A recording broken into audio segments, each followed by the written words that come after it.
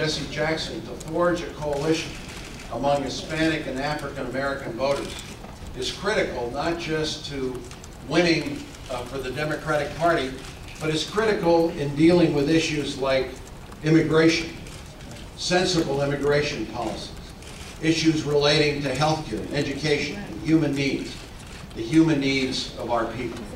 So that is point number one.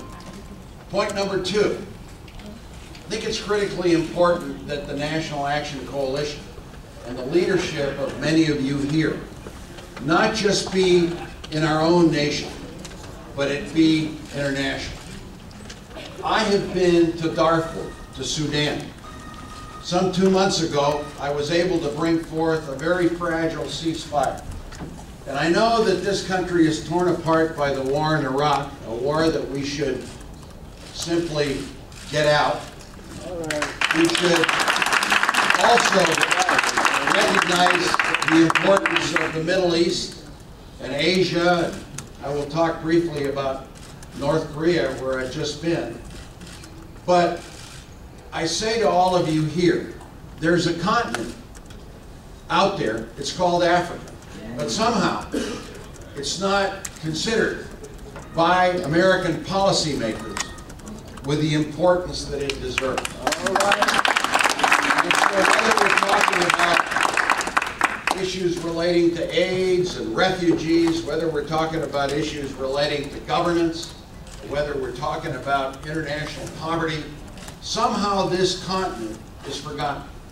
And I want to say to you that when it comes to Darfur, a tragedy that I have seen of enormous proportions, 250,000 human beings dead from a war that is endless. 3 million human beings dispossessed, refugees, without a home. And why is it that the Americas forgets about the Rwandas and the Sudans, but is quick to move in to other areas that are considered, quote, strategically important? If I'm elected president, Africa is going to be at the front burner of my foreign policy.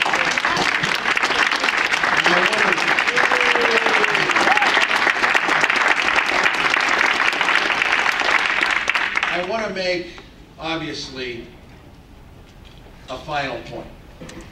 And the final point is that this country right now is bitterly divided. It's divided red and blue states. It's divided over immigration.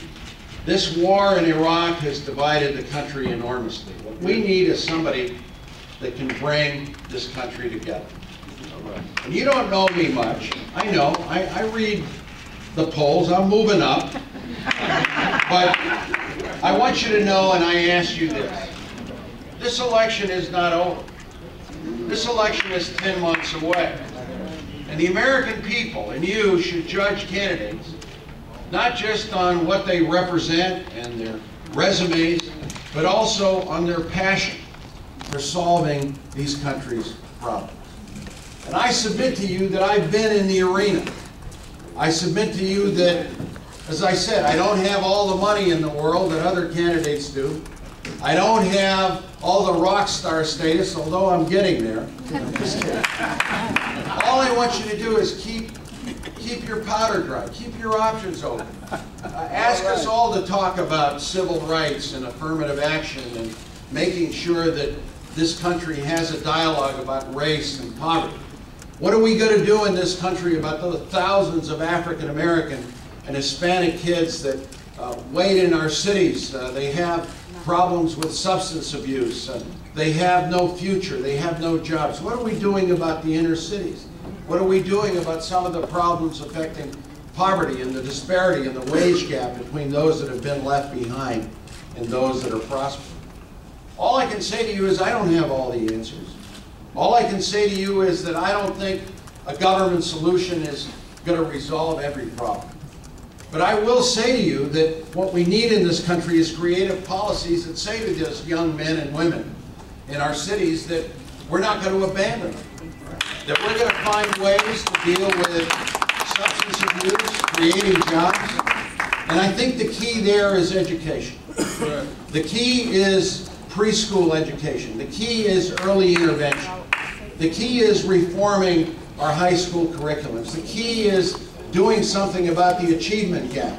The key is between majority and minority students. The key is, why is it that 1 out of every 2 African American or Hispanic child does not graduate from high school?